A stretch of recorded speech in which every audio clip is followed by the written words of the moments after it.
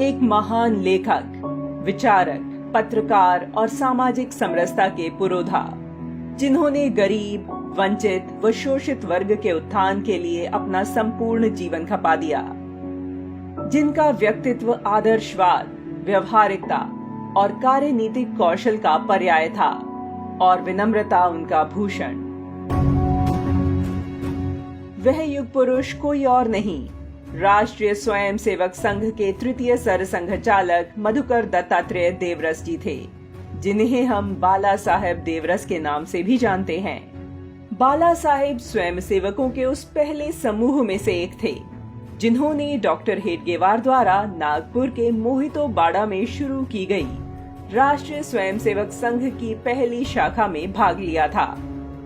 बाला साहब जी का प्रशिक्षण और किसी ने नहीं, बल्कि राष्ट्रीय स्वयंसेवक संघ के संस्थापक ने स्वयं अपने हाथों से किया था, और शायद यही उन कारणों में से एक था कि लाखों स्वयंसेवकों को, जिन्होंने डॉक्टर हेडगेवार को कभी नहीं देखा था, उन्हें बाला साहब में राष्ट्रीय स्वयंसेवक संघ संस्थापक की छवि नजर आती थी।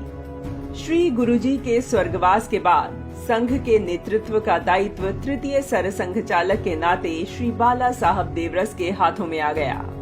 बाला साहब को विरासत में एक ऐसा संगठन मिला था जो अतीत की अनिश्चितताओं और वैर भाव पर विजय हासिल कर चुका था। डॉक्टर जी, श्री गुरुजी और संघ की पहली पीढ़ी के कार्यकर्ताओं के महत्वपूर्ण योगदान ने इसे एक मजबूत संगठनात्मक आधार और लोगों के मन में तेजी से जगह बनाती लोकप्रियता दी थी। हालांकि कोई भी संगठन सिर्फ अतीत की गौरव गाथा के सहारे आगे नहीं बढ़ सकता। अगर वह समय के साथ कदम मिलाकर नहीं चलता, तो उसका अस्तित्व बीते कालखंड का जीवाश्म मात्र रह जाता है और उसकी प्रासंगिकता खत्म हो जाती है।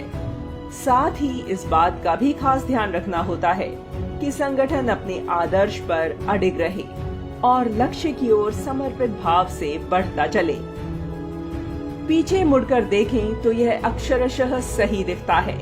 संघ को बाला साहब के रूप में एक देव दुर्लभ सर संघचालक ही तो मिले थे। उनके कुशल नेतृत्व ने संघ को हाशिए से निकालकर राष्ट्र निमित्त कर्म भूमि में अहम भूमिका सौंपी।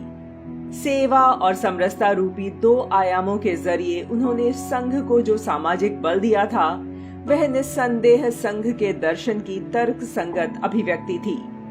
वे एक दृढ़ प्रतिज्ञ व्यक्ति और प्रबुद्ध सुधारवादी के साथ साथ एक अच्छे लेखक और पत्रकार भी थे। जब एक षड्यंत्र के तहत राष्ट्रीय स्वयंसेवक संघ पर प्रतिबंध लगा दिया गया था और हजारों की संख्या में स्वयंसेवकों को गिरफ्तार कर लिया गया, तब कुछ लोग ऐसे भी थे जो संघ की नकारात्मक छवि बनाने में लगे हुए थे। तब बाला साहब जी को राष्ट्रनिष्ठ पत्रकारिता की कमी खल रही थी। जब संघ पर लगा प्रतिबंध 1948 में हटा लिया गया, तब उन्होंने नागपुर के श्री नरकेसरी मंडल से मराठी समाचार तरुण भारत खरीदने में एक महत्वपूर्ण भूमिका निभाई। यह समाचार पत्र कुछ समय से बंद पड़ा था और इस पर 45,000 रुपयों की देनदारी थी। बाला साहब ने यह पैसा बड़े प्रयत्नों से एकत्र किया और एक नया प्लेटफॉर्म नरकेसरी प्रकाशन संस्था के नाम से खड़ा किया। इसने इस समाचार पत्र को खरीद लिया। राष्ट्रीय स्वयंसेवक संघ पर लगे प्रतिबंध के दौरान वर्ष 1948-49 में हिंदी साप्ताहिक पत्रिका युगधर्म को शुरू किया गया और इसे नरकेसरी प्रकाशन संस्था के अंतर्गत ले लिया गया। बाद में अलग अलग शहरों से युगधर्म के विभिन्न संस्करण शुरू किए गए। विशेष रूप से जब तरुण भारत पेपर खरीदा गया, तो यह बाला साहब जी की परीक्षा ही थी। उनके ही ऊपर भरोसा रखकर संघ के लोगों ने तय किया था कि पेपर खरीदेंगे, क्योंकि पेपर के संपादक और प्रबंध के जो लोग थे, वे सब अलग विचारधारा से थे और उनके संघ के प्रति नकारात्मक विचार थे। लेकिन बाला साहब जी ने अधिकरण करने के बाद भी संपादकीय और मैनेजमेंट टीम में कोई बदलाव नहीं किया। धीरे धीरे कार्यरत लोगों के संघ के प्रति विचार बदल गए।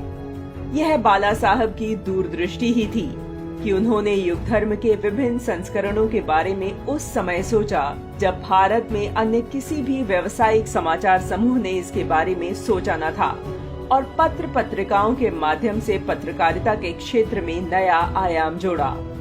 उन्होंने बताया कि राष्ट्रहित ही राष्ट्र धर्म है और यही पत्रकारिता का प्रथम कर्तव्य भी है।